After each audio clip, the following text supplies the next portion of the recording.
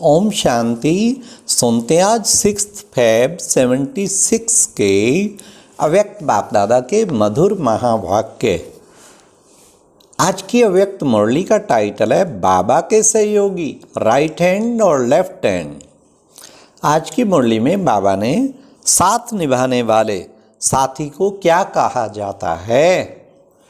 फिर बाबा ने right hand and left hand बच्चों की निशानी क्या है।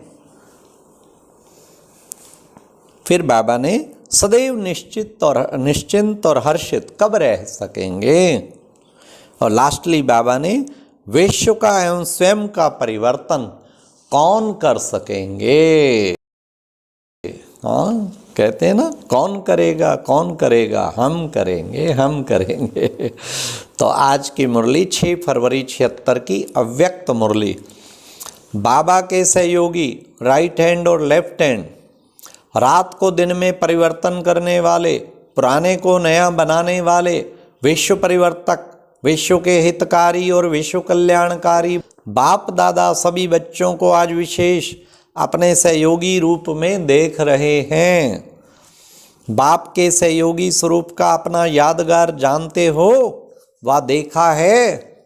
क्या, कौन सा है? सहयोगी स्वरूप भुजाओं के रूप में दिखाया है। जैसे शरीर के विशेष कार्यकर्ता भुजाएं हैं, वैसे बाप दादा के कर्तव्य में कार्यकर्ता निमित्त रूप में आप सब बच्चे हैं। सदैव बाप के सहयोगी अर्थात स्वयं को बाप की भुजाएं समझ कार्य करते हो। भुजाओं में भी राइट और लेफ्ट होता है ना। ऐसे कर्तव्य में सदा यथार्थ रूप में साथ निभाने वाले साथी को व मददगार को भी कहा जाता है कि हमारा राइट हैंड है। तो एक है राइट हैंड और दूसरे हैं लेफ्ट हैंड, लेकिन सहयोगी दोनों हैं। इसलिए साकार बाप ब्रह्मा की अनेक भुजाएं प्रसिद्ध हैं। राइट हैंड किसको कहते हैं? हैंड तो सभी हो, बिना हैंड के कोई भी कार्य सिद्ध नहीं हो सकता। इसलिए इस साकारी दुनिया में कहावत भी है, इस कार्य में उंगली देना व इस कार्य में हाथ बटाना। तो हाथ अर्थात बाहों की व उंगली सहयोगी की निशानी है। सब हो लेकिन हो नंबरवार। अब सुनिए विशेषता। राइट हैंड की विशेषता सदा स्वच्छ अर्थात शुद्ध और श्रेष्ठ है। जैसे कोई भी श्रेष्ठ व शुद्ध कार्य शरीर के राइट हैंड द्वारा ही किया जाता है, ऐसे बाप दादा के सहयोगी राइट हैंड सदा बोल में, कर्म में और संपर्क में श्रेष्ठ और शुद्ध अर्थात प्योर रहते हैं। अर्थात सदा श्रेष्ठ कार्य अर्थ स्वयं को निमित्त समझकर चलते हैं। जैसे भुजाओं द्वारा कार्य कराने वाली शक्ति आत्मा है, भुजाएं तो करणहार हैं और आत्मा करावनहार है, ऐसे ही राइट हैंड से योगी सदैव अपने करावनहार बाप को स्मृति में रखते हुए निमित्त करणहार बनते हैं। स्वयं को करावनहार नहीं समझते, इसलिए उनके हर कर्म में न्यारेपन, निरंकारीपन और नम्रतापन के नवनिर्माण की श्रेष्ठता भरी हुई होगी। हर सेकंड, हर संकल्प संपूर्ण पवित्र अर्थात स्वच्छ होगा, जिसको सच्चाई और सफाई कहते हैं। राइट हैंड विशेष शक्तिशाली होते हैं। वैसे कोई भी विशेष बोझ उठाने के लिए राइट हैंड ही उठाया जाता है। करावनहार बाप की स्मृति में रखते हुए निमित्त करणहार बन जाएंगे राइट हैंड और जिम्मेवारी भी समझेंगे। तो ये बाबा ने कहा शक्तिशाली, सच्चाई, सफाई सब चीज़ें उनमें और बोझ उठाने के संस्कार। ऐसे राइट हैंड से योगी आत्माएं सदा विश्व कल्याण, विश्व परिवर्तन के कार्य की जिम्मेवारी का बोझ अर्थात रेस्पॉन्सिबिलिटी अति सहज रीति से उठा सकते हैं। अर्थात वे अपने को रेस्पॉन्सिबल अनुभव करेंगे, सदा मास्टर सर्वशक्तिवान की स्थिति अनुभव करेंगे। राइट हैंड की विशेषता कार्य की गति में अर्थात स्पीड में तीव्रता होती है। ऐसे ही राइट हैंड सहयोगी आत्मा भी हर सब्जेक्ट की धारणा में व प्रैक्टिकल स्वरूप को लाने में तीव्र पुरुषार्थी होंगे, सदा एवर रेडी होंगे। यह है राइट हैंड की विशेषता। बाबा ने कहा कार्य की गति में अर्थात स्पीड में तीव्रता होती है राइट हैंड की, और हर सब्जेक्ट की धारणा प्रैक्टिकल स्वरूप में लाने में तीव्र पुरुषार्थी होंगे, सदा एवर रेडी होंगे। कितनी सारी विशेषताएं राइट हैंड की बताई, यह है राइट हैंड की विशेषता। अब सुनो लेफ्ट हैंड की भी। लेफ्ट हैंड सहयोगी सदा रहते हैं, लेकिन स्वच्छता के साथ साथ अस्वच्छता। कौन सी अस्वच्छता? अर्थात संकल्प, वाणी और कर्म में कभी कभी कुछ ना कुछ अशुद्धि भी रह जाती है। अशुद्धि भी रह जाती है, अर्थात संपूर्ण स्वच्छ नहीं है। पुरुषार्थ की गति में भी तीव्रता कम रहती है। करेंगे, सोचेंगे, लेकिन लेफ्ट अर्थात लेट करेंगे। करते सब हैं लेकिन लेट। साथ देंगे, कार्य करेंगे, लेकिन पूरी जिम्मेदारी उठाने की हिम्मत नहीं रखेंगे। कहीं तो सीधा ही कह देते हैं, संगठन में पूछे ये भाई कौन करेगा, पहले कोई बोलते नहीं, फिर किसी को कहते हैं आप करेंगे, मैं जिम्मेवारी नहीं उठाऊंगा, सहयोगी भले रहूँगा। साफ कह देते हैं, जिम्मेवारी से जैसे डर लगता है। और बाबा कहते हैं जिम्मेवारी का ताज पहनेंगे ना, तभी सतयुगी राजभाग का ताज मिलेगा।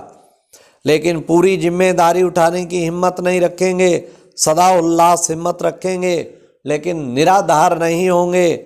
उनकी स्टेज बहुत समय वकील अर्थात लायर की होती है। कायदे ज़्यादा सोचेंगे लेकिन फ़ायदा कम पाएंगे। स्वयं के जस्टिस नहीं बन सकेंगे। हर छोटी बात में भी फाइनल जजमेंट के लिए जस्टिस की आवश्यकता अनुभव करेंगे। पूछते रहेंगे बार बार, करूं या ना करूं, ये करूं या वो करूं, कंफ्यूज्ड, और खुद जजमेंट नहीं कर पाएंगे। उनको सहयोग की आवश्यकता रहेगी। राइट हैंड लॉफुल है और जस्टिस है, लेकिन लायर नहीं है। अब अपने आप को चेक करो कि राइट हैंड हो या लेफ्ट हैंड हो, लायर हो या लॉफुल हो। बाप दादा के तो दोनों ही सहयोगी हैं। सदा अपने को सहयोगी समझने से सहज योगी बन जाएंगे। सहज योगी कैसे बनेंगे? जब हम सदा अपने आप को सहयोगी समझेंगे। करावनहार बाप दादा के निमित्त करणहार समझकर चलने से सदैव निश्चिंत और हर्षित रहेंगे। बड़े ध्यान से सुनना, क्या कहा? करावनहार बाप दादा के निमित्त करणहार समझकर चलने से सदैव निश्चिंत और हर्षित रहेंगे। ये बाबा ने कहा। निमित्त करणहार हैं, बाकी करावनहार तो बाबा है। सदैव निश्चिंत और हर्षित रहेंगे। तो आज बाप दादा अपने सहयोगी भुजाओं को देख रहे हैं। भुजाएं तो सभी हो ना, सभी के दिल में ये शुभ संकल्प सदा रहता है कि हम सब विश्व नव निर्माण करने वाले विश्व परिवर्तक हैं। विश्व के परिवर्तन के पहले स्वयं का संपूर्ण परिवर्तन किया है। अब बड़े ध्यान से सुनना, बाबा क्या कहने जा रहे हैं। बहुत बड़ी स्टेटमेंट बाबा दे रहे हैं। जितना स्वयं के परिवर्तन में कमी होगी, उतना ही विश्व परिवर्तन की गति कम होगी। स्वयं के परिवर्तन से ही समय का परिवर्तन कर सकेंगे। स्वयं को देखो तो समय का मालूम स्वतः ही पड़ जाएगा। परिवर्तन के समय की घड़ी आप हो, तो स्वयं की घड़ी में टाइम देखो। सुना, बाबा ने कहा तुम ही हो घड़ी, देखो अपना टाइम। सारे विश्व का अर्थात सर्व आत्माओं का टेंशन अब आप निमित्त बनी हुई समय की घड़ी की पर है कि अब और कितना समय रहा हुआ है। इसलिए इस पुरानी दुनिया के समय को समाप्त करने के निमित्त स्वयं को समझते हुए स्वयं को संपन्न बनाओ। समझा?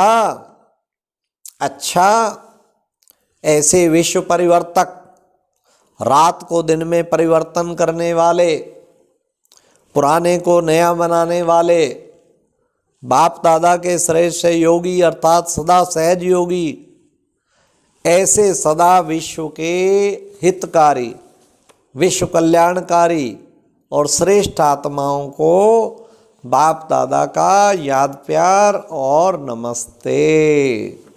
तो इस मुरली का सार क्या रहा? अपने को चेक करो कि राइट हैंड है या लेफ्ट हैंड, लायर है या लाफुल है। सदा अपने को सहयोगी समझने से सहज योगी बन जाएंगे। करावनहार बाबा के निमित्त स्वयं को करणहार समझकर चलने से सदैव निश्चिंत और हर्षित रहेंगे। फिर दूसरी पॉइंट क्या थी? स्वयं को परिवर्तन से समय का परिवर्तन कर सकेंगे।